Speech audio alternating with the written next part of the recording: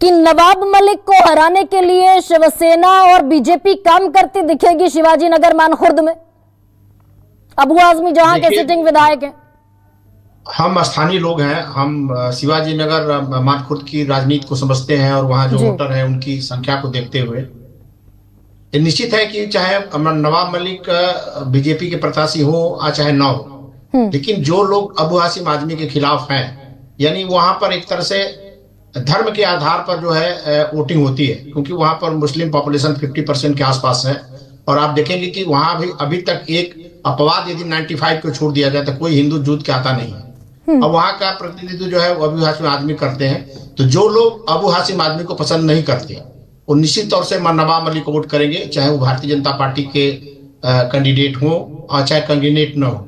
लेकिन नवाब मलिक के सामने जो सबसे बड़ा अड़चन है कि उनके वोटों में जो विभाजन होने वाला है, जो एकनाथ शिंदे के पार्टी का जो कैंडिडेट सुरेश पाटिल खड़े हुए वहां से, सुरेश पाटिल खड़े, वो बहुत इंपॉर्टेंट है कि यदि जो भी सुरेश पाटिल वोट काटेंगे वो नवाब मलिक का ही वोट होगा, क्योंकि अबू हाशिम आजमी का वोट कट करके नवाब मलिक को कुछ 5-10% मुसलमान जा सकते हैं, लेकिन हिंदू जो अबू हाशिम आजमी को देने वाला नहीं देने वाला, वो नवाब को ही देने वाला था। लेकिन ये पाटिल के आने के बाद सबसे बड़ा नुकसान उस क्षेत्र में जो होगा वो नवाब मलिक होगा, क्योंकि जो हिंदू वोटर या दलितों की बहुत बड़ी संख्या है, वो बहुत एक बड़ा वोट जो पाटिल के पास जाएगा, उसका नुकसान नवाब मलिक को उठाना पड़ेगा। तो ये तो महायुति का नुकसान हुआ ना ब्रजमोहन जी भाई। Fight within the coalition हो गया, ये आपस में लड़ते हुए दिख रहे हैं। अभी मैं गरिमा जी में आपको गणित लगाई जा रही है सीट शेयरिंग में, वहां नहीं संभाल पाए, ना अजीत पवार को संभाल पाए और ना शिंदे को संभाल पाए, एकनाथ शिंदे को।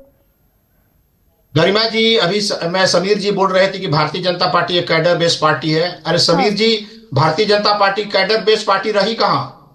उसके आधा से ज्यादा कैंडिडेट दूसरे दल से आए हुए लोग हैं।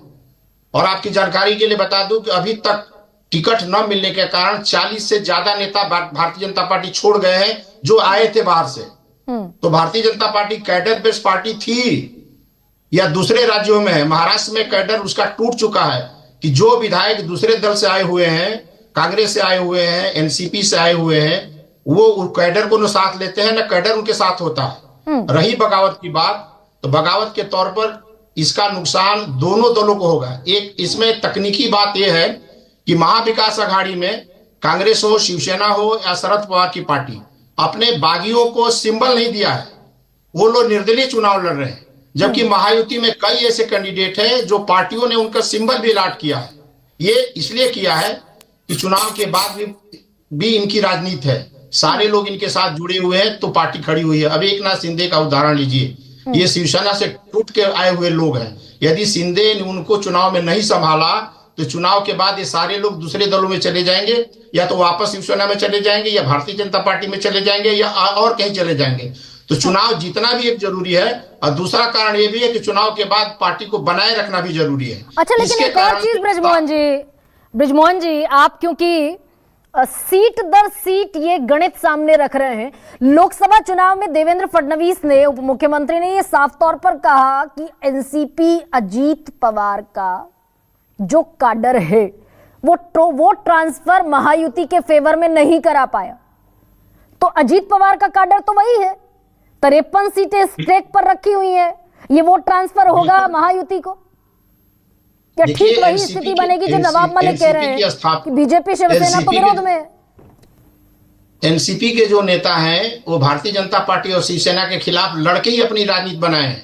इस दल की स्थापना 1999 के बाद हुई है, और अपने अपने क्षेत्रों में, जिन क्षेत्रों में एनसीपी के नेता हैं, उन्होंने अपनी पूरी राजनीति, पूरी जिंदगी भर भारतीय जनता पार्टी और शिवसेना के खिलाफ लड़कर अपनी जमीन बनाई है। और अचानक यदि आप नेताओं ने गठबंधन कर लिया हो और जमीनी स्तर पर कार्यकर्ताओं को बोलो कि उसके लिए काम करो जिनके खिलाफ जिंदगी भी लड़ते रहे, ये संभव नहीं है।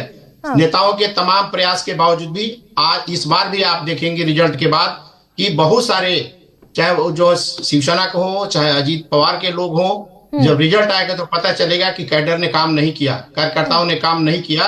क्योंकि नेताओं का मनोमिलन सत्ता के लिए हुआ है, कार्यकर्ताओं का मनोमिलन अभी भी नहीं हुआ है, और जमीनी स्तर पर एक दूसरे के विरोध में अभी खड़े हैं।